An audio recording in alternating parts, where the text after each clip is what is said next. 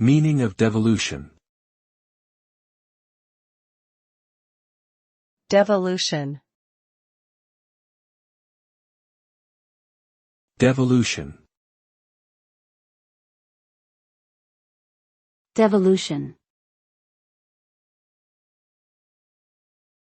Devolution.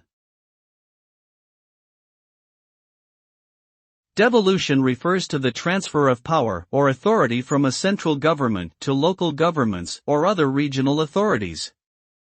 The result of devolution is generally an increase in local decision-making power, as well as greater responsibility and resources for local government officials.